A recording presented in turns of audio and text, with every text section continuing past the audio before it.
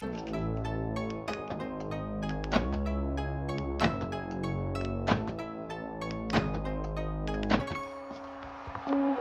going on, guys? Today I'm going to be installing electronic locks in my 2009 Corolla.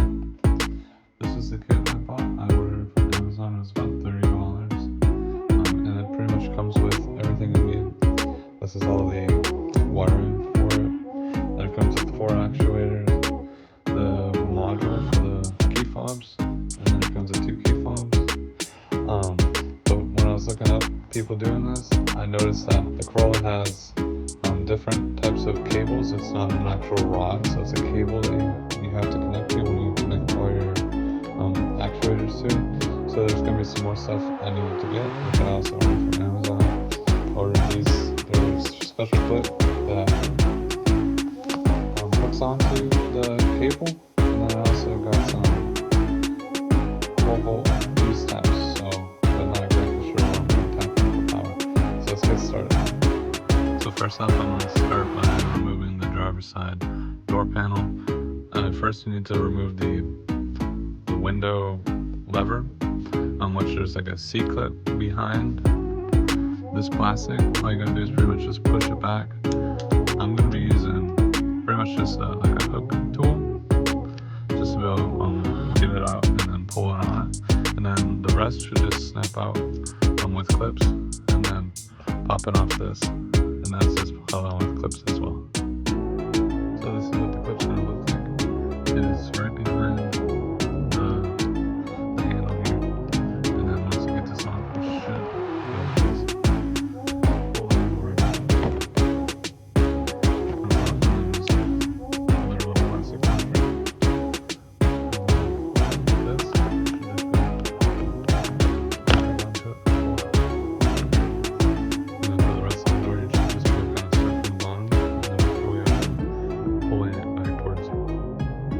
Also, before you also start pulling from the bottom, there's also 2 screws. If you pop open right here, there's a Phillips screw, and then behind the handle, that'll also pop off too, and there's a Phillips screw right there. I still got my door panel off, and I was just mostly looking for a power source. I'm using one of these fuse taps, and I'm tapping into a blank spot that I found in the fuse box on the inside that has power always on. So that's what I'm using. I'm fuse tapping off of that for power. And now I got my power. Now I'm starting to run my wire through here into the door so I can get my first lock in. Something I gotta tell you is it's definitely not gonna be easy to get this in, but there's a rubber grommet that I'm trying to get my wires through. I got them halfway into the door through here, and now I'm trying to shove them into the grommet, which I'm using a couple zip ties to try to fish it through first. And then I got my zip tie down there. I'm going to zip tie my wires together and hopefully pull it through without them getting bound up anywhere else. I just want to show you that, like I said, I got this all the way around through. I used a zip tie to hold it together and fish it through. Then I also put the module up inside here. It had double-sided tape, so I just taped it up there. And then my power cable's right there. And I fuse tapped it into right there. I'm not exactly sure what fuse number that is, but all I did was just keep going through with a voltmeter and all the empty spots, and I kept trying to find one that had power when there was no key in there. And now it's time to, I'm gonna start running. Oh, I also grounded the ground cable right here with all these other ground cables. And now I'm just gonna start running the cables to each other door. I'll see you in a bit. Okay, so I pretty much got all the wire ran to each corner. I tried to tuck it into the door cell, and I ran the back one to the back. I haven't got it wired into the door yet.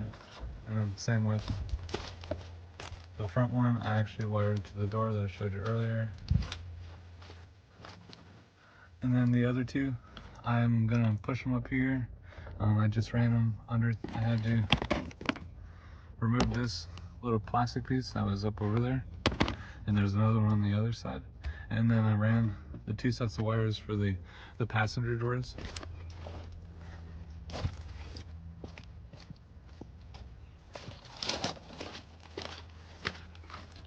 I ran them onto the other side, and now I'm going to run the passenger one through here into the grommet, and then I ran the one to the back seat in the back right over there. And I'll definitely tell you to use zip ties or something else that you can help fish through all these crevices in the car, because it makes it a lot easier.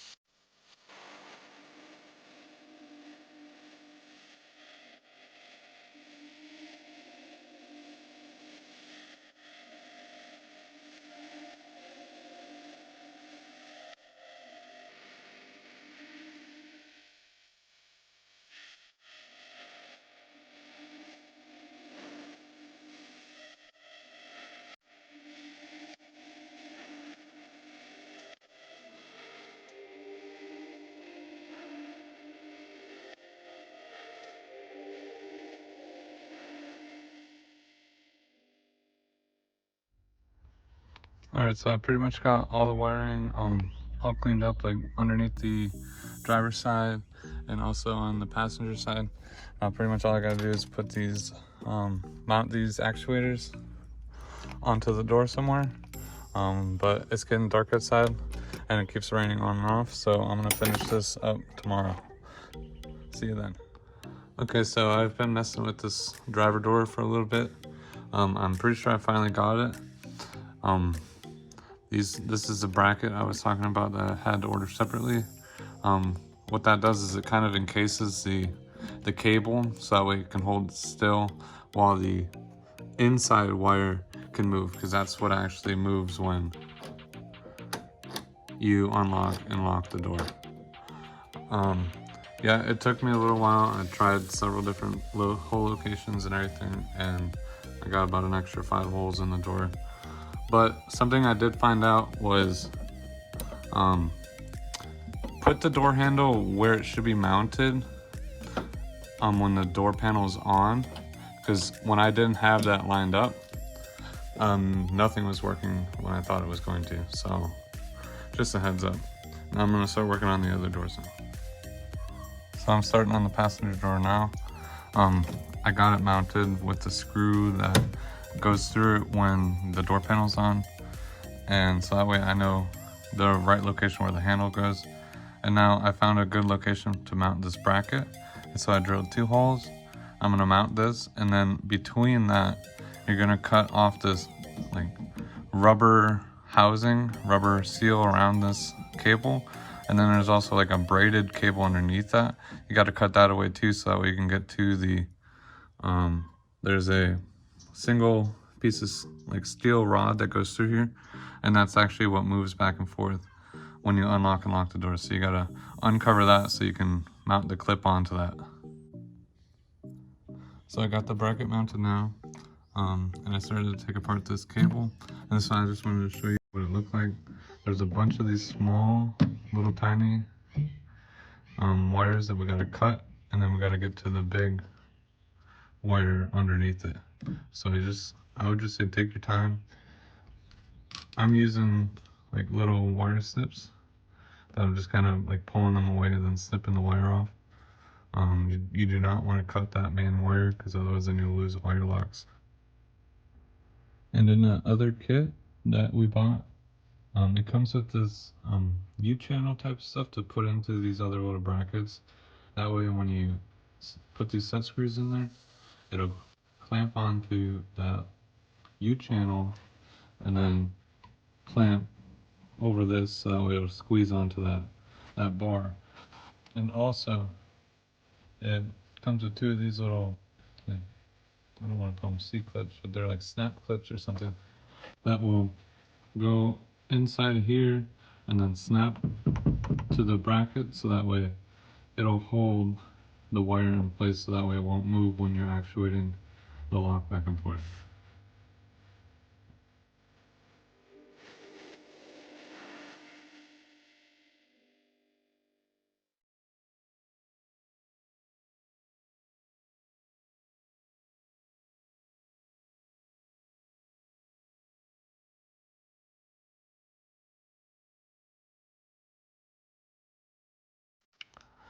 Alright, so I got it all hooked up on the passenger side.